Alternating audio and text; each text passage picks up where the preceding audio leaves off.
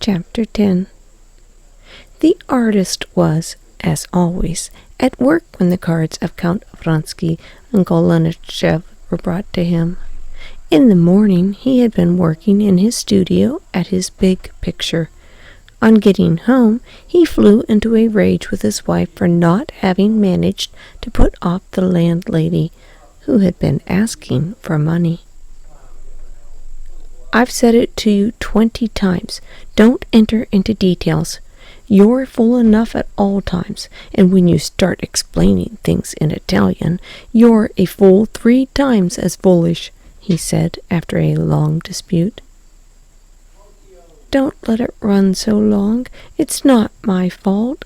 If I had the money—" "Leave me in peace," Mihailov shrieked, with tears in his voice and stopping his ears. He stomped off to his working room, the other side of a partition wall, and he closed the door after him. "Idiotic woman," he said to himself, sat down to the table, and opening a portfolio, he set to work at once with peculiar fervor at a sketch that he had begun. Never did he work with such fervor and success as when things went ill with him, and especially when he quarreled with his wife.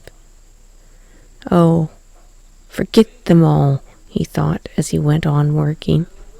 He was making a sketch for the figure of a man in a violent rage. A sketch had been made before, but he was dissatisfied with it. No, that one was better. Where is it? He went back to his wife, and scowling and not looking at her, asked his eldest little girl where was that piece of paper he had given them. The paper with the discarded sketch on it was found, but it was dirty and spotted with candle grease. Still, he took the sketch, laid it on his table, and moving a little away, screwing up his eyes, he fell to gazing at it. All at once he smiled and gesticulated gleefully. "That's it, he said, and at once picking up his pencil, he began rapidly drawing. The spot of tallow had given the man a new pose. He had sketched this new pose when all at once he recalled the face of a shopkeeper of whom he had bought cigars, a vigorous man with a prominent chin, and he sketched this very face, this chin, on to the figure of the man. He laughed aloud with delight. The figure from a lifeless imagined thing had become living, and such that it could never be changed. That figure lived, and was clearly and unmistakably defined. The sketch might be corrected in accordance with the requirements of the figure. The legs, indeed, could and must be put differently, and the position of the left hand must be quite altered. The hair, too, might be thrown back. But in making these corrections, he was not altering the figure, but simply getting rid of what concealed the figure. He was, as it were, stripping off the wrappings which hindered it from being distinctly seen. Each new feature only brought out the whole figure in all its force and vigor, as if it had suddenly come to him from the spot of tallow. He was carefully finishing the figure when the cards were brought him. I'm coming." He went to his wife. "Come, Sasha, don't be cross," he said, smiling timidly and affectionately at her. "You were to blame. I was to blame. I'll make it all right." And having made peace with his wife, he put on an olive green overcoat with a velvet collar and a hat, and went towards his studio. The successful figure he had already forgotten. Now he was delighted and excited at the visit of these people of consequence, Russians, who had come to see him in their carriage. Of his picture, the one that stood now on the easel, he had at the bottom of his heart one conviction, that no one had ever painted a picture like it. He did not believe that his picture was better than all the pictures of Raphael, but he knew that what he tried to convey in that picture no one had ever conveyed. This he knew positively, and had known a long while, ever since he had begun to paint it. But other people's criticisms, whatever they might be, had yet immense consequence in his eyes, and they agitated him to the depths of his soul. Any remark, the most insignificant, that showed that the critic saw even the tiniest part of what he saw in the picture, agitated him to the depths of his soul. He always attributed to his critics a more profound comprehension than he had himself, and always expected from them something he did not himself see in the picture. And often in their criticisms he fancied that he had found this. He walked rapidly to the door of his studio, and in spite of his excitement he was struck by the soft light on Anna's figure as she stood in the shade of the entrance, listening to Golenishtchev, who was eagerly telling her something, while she evidently wanted to look round at the artist. He was himself unconscious how, as he approached them, he seized on this impression and absorbed it, as he had the chin of the shopkeeper who had sold him the cigars, and put it away somewhere to be brought out when he wanted it.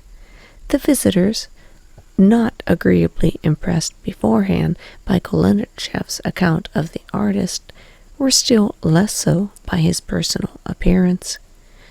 Thick-set and of middle height, with nimble movements, with his brown hat, olive green coat, and narrow trousers, though wide trousers had been in fashion a long while. Most of all with the ordinariness of his broad face, and the combined expression of timidity and anxiety to keep up his dignity. Mihailov made an unpleasant impression. "Please step in," he said, trying to look indifferent, and going into the passage he took a key out of his pocket and opened the door.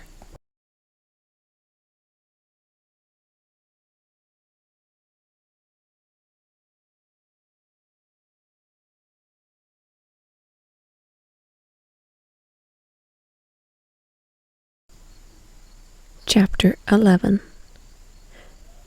On entering the studio, Mihailov once more scanned his visitors and noted down in his imagination Vronsky's expression too, and especially his jaws. Although his artistic sense was unceasingly at work collecting materials, although he felt a continually increasing excitement as the moment of criticizing his work drew nearer, he rapidly and subtly formed, from imperceptible signs, a mental image of these three persons. That fellow, Golenishtchev, was a Russian living here.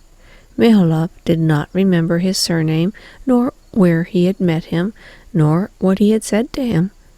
He only remembered his face, as he remembered all the faces he had ever seen, but he remembered, too, that it was one of the faces laid by in his memory in the immense class of the falsely consequential and poor in expression. The abundant hair and very open forehead gave an appearance of consequence to the face, which had only one expression, a petty, childish, peevish expression, concentrated just above the bridge of the narrow nose. Vronsky and Madame Karenina must be, Mihailov supposed, distinguished and wealthy Russians, knowing nothing at all about art, like all those wealthy Russians, but posing as amateurs and connoisseurs. Most likely they've already looked at all the antiques, and now they're making the round of the studios of the new people, the German humbug, and the cracked pre-Raphaelite English fellow, and have only come to me to make the point of view complete, he thought. He was well acquainted with the way dilettanti have. The cleverer they were, the worse he found them. Of looking at the works of contemporary artists with the sole object of being in a position to say that art is a thing of the past, and that the more one sees of the new men, the more one sees how inimitable the works of the great old masters have remained. He expected all this, and he saw it all in their faces. He saw it in the careless indifference with which they talked among themselves, stared at the lay figures and busts, and walked about in leisurely fashion, waiting for him to uncover his picture. In spite of his conviction that all distinguished and wealthy Russians were certain to be beasts and fools, he liked Vronsky, and still more Anna. "Here, if you please," he said, moving on one side with his nimble gait and pointing to his picture. "It's the exhortation to Pilate. Matthew chapter 17, he said, feeling his lips were beginning to tremble with emotion. He moved away and stood behind them. For the few seconds during which the visitors were gazing at the picture in silence, Mihailov too gazed at it with the indifferent eye of an outsider. For those few seconds he was sure in anticipation that a higher, juster criticism would be uttered by them, by those very visitors whom he had been so despising a moment before. He forgot all he had thought about his picture during the 3 years he had been painting it. He forgot all about its qualities, which had been absolutely certain to him. He saw the picture with their indifferent, new, outside eyes, and saw nothing good in it. He saw in the foreground Pilate's irritated face and the serene face of Christ, and in the background the figures of Pilate's retinue and the face of John watching what was happening. Every face that, with such agony, such blunders and corrections had grown up within him with its special character, every face that had given him such torments and such raptures, and all these faces so many times transposed for the sake of the harmony of the whole, all the shades of color and tones that he had attained with such labor, all of this together seemed to him now, looking at it with their eyes, the merest vulgarity, something that had been done 1,000 times over. The face dearest to him, the face of Christ, the center of the picture, which had given him such ecstasy as it unfolded itself to him, was utterly lost to him when he glanced at the picture with their eyes. He saw a well-painted, no, not even that, he distinctly now saw a mass of defects, repetition of those endless Christs of Raphael, Rubens, and the same soldiers in Pilate. It was all common, poor, and stale, and positively badly painted, weak and unequal. They would be justified in repeating hypocritically civil speeches in the presence of the painter, and pitying him and laughing at him when they were alone again. The silence, though it lasted no more than a minute, became too intolerable for him. To break it and to show he was not agitated, he made an effort and addressed Golenishtchev. "I think I've had the pleasure of meeting you," he said, looking uneasily first at Anna, then at Vronsky, in fear of losing any shade of their expression. "Yes, to be sure. We met at Rossi's. Do you remember? At that soirée when the Italian lady recited, 'The New Rachel.'" Golenishtchev answered easily, removing his eyes without the slightest regret from the picture and turning to the artist. Noticing, however, that Mihailov was expecting a criticism of the picture, he said, "Your picture has got on a great deal since I last saw it. What strikes me now, as it did then, is the figure of Pilate.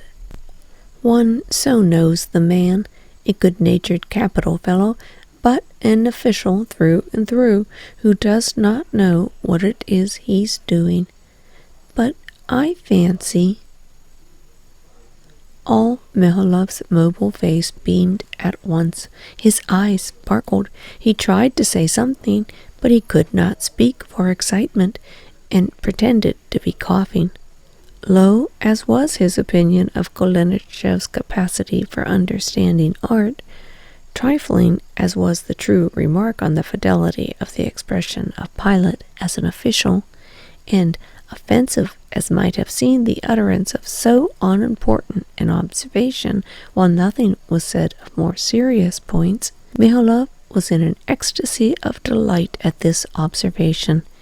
He had himself thought about Pilate's figure, just what Golenishtchev said. The fact that this reflection was but one of millions of reflections, which, as Mihailov knew for certain would be true, did not diminish for him the significance of Golenishtchev's remark. His heart warmed to Golenishtchev for this remark, and from a state of depression he moved to one of ecstasy. At once the whole of his picture lived before him in all the indescribable complexity of everything living. Mihailov again tried to say that was how he understood Pilate, but his lips quivered intractably, and he could not pronounce the words. Vronsky and Anna, too, said something in that subdued voice in which, partly to avoid hurting the artist's feelings, and partly to avoid saying out loud something silly, so easily said when talking of art, people usually speak at exhibitions of pictures. Mihailov fancied that the picture had made an impression on them. He went up to them. "How marvelous Christ's expression is," said Anna. Of all she saw, she liked that expression most of all, and she felt that it was the center of the picture, and so praise of it would be pleasant to the artist. One can see he is pitying Pilate. This again was one of the million true reflections that could be found in his picture and in the figure of Christ. She said that he was pitying Pilate. In Christ's expression there ought to be indeed an expression of pity, since there is an expression of love, of heavenly peace, of readiness for death, and a sense of the vanity of words. Of course, there is the expression of an official in Pilate, and of pity in Christ, seeing that one is the incarnation of the fleshly, and the other of the spiritual life. All this and much more flashed into Mihailov's thoughts. Yes, and how that figure is done! What atmosphere! One can walk round it, said Golenishtchev unmistakably, betraying by this remark that he did not approve of the meaning and idea of the figure. Yes, there's a wonderful mastery, said Vronsky. How those figures in the background stand out. There you have technique, he said, addressing Golenishtchev, alluding to a conversation between them about Vronsky's despair of attaining this technique. Yes, marvelous, Golenishtchev and Anna assented. In spite of the excited condition in which he was, the sentence about technique had sent a pang to Mihailov's heart, and looking angrily at Vronsky, he suddenly scowled. He had often heard this word technique, and was utterly unable to understand what was understood by it. He knew that by this term was understood a mechanical facility for painting or drawing, entirely apart from its subject. He had noticed often that even in actual praise, technique was opposed to essential quality, as though one could paint well something that was bad. He knew that a great deal of attention and care was necessary in taking off the coverings to avoid injuring the creator itself, and to take off all the coverings, but there was no art of painting, no technique of any sort about it. If to a little child or to his cook were revealed what he saw, it or she would have been able to peel off the wrappings of what was seen, and the most experienced and adroit painter could not by mere mechanical facility paint anything if the lines of the subject were not revealed to him first. Besides, he saw that if it came to talking about technique, it was impossible to praise him for it. In all he had painted and repainted, he saw faults that hurt his eyes, coming from want of care in taking off the wrappings, faults he could not correct now without spoiling the whole. And in almost all the figures and faces he saw, too, remnants of the wrappings not perfectly removed that spoiled the picture. One thing might be said, if you will allow me to make the remark, observed Golenishtchev. Oh, I shall be delighted, I beg you, said Mihailov with a forced smile. That is, that you make him the man-god, and not the God-man. But I know that is what you meant to do. I cannot paint a Christ that is not in my heart, said Mihailov gloomily. Yes, but in that case, if you will allow me to say what I think, your picture is so fine that my observation cannot detract from it, and besides, it is only my personal opinion. With you it is different. Your very motive is different. But let us take Ivanov. I imagine that if Christ is brought down to the level of an historical character, it would have been better for Ivanov to select some other historical subject, fresh, untouched. But if this is the greatest subject presented to art, if one looked, one would find others.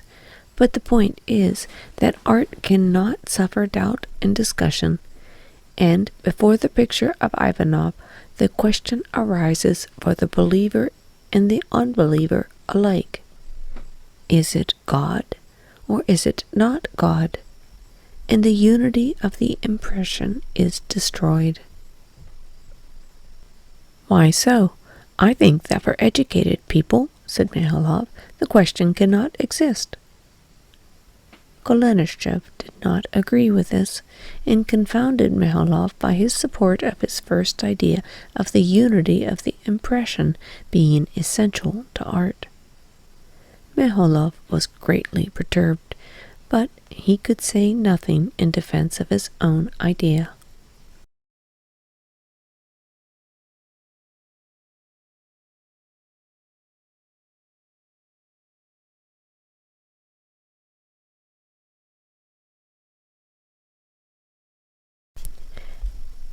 Chapter 12. Anna and Vronsky had long been exchanging glances, regretting their friend's flow of cleverness. At last Vronsky, without waiting for the artist, walked away to another small picture. Oh, how exquisite! What a lovely thing! A gem! How exquisite! They cried with one voice. What is it they're so pleased with? Thought Mihailov. He had positively forgotten that picture he had painted 3 years ago. He had forgotten all the agonies and the ecstasies he had lived through with that picture, when for several months it had been the one thought haunting him day and night. He had forgotten, as he always forgot, the pictures he had finished. He did not even like to look at it, and had only brought it out because he was expecting an Englishman who wanted to buy it. "Oh, that's an old study," he said. "How fine," said Golenishtchev, he too, with unmistakable sincerity, falling under the spell of the picture. Two boys were angling in the shade of a willow tree. The elder had just dropped in the hook and was carefully pulling the float from behind a bush, entirely absorbed in what he was doing. The other, a little younger, was lying in the grass, leaning on his elbows, with his tangled flaxen head in his hands, staring at the water with his dreamy blue eyes. What was he thinking of? The enthusiasm over this picture stirred some of the old feeling for it in Mihailov, but he feared and disliked this waste of feeling for things past, and so, even though this praise was grateful to him, even though this praise pleased him, he tried to draw his visitors away to a third picture. But Vronsky asked whether the picture was for sale. To Mihailov, at that moment, excited by visitors, it was extremely distasteful to speak of money matters. "It is put up there to be sold," he answered, scowling gloomily. When the visitors had gone, Mihailov sat down opposite the picture of Pilate and Christ, and in his mind went over what had been said, and what, though not said, had been implied by those visitors. And strange to say, what had had such weight with him while they were there, and while he mentally put himself at their point of view, suddenly lost all importance for him.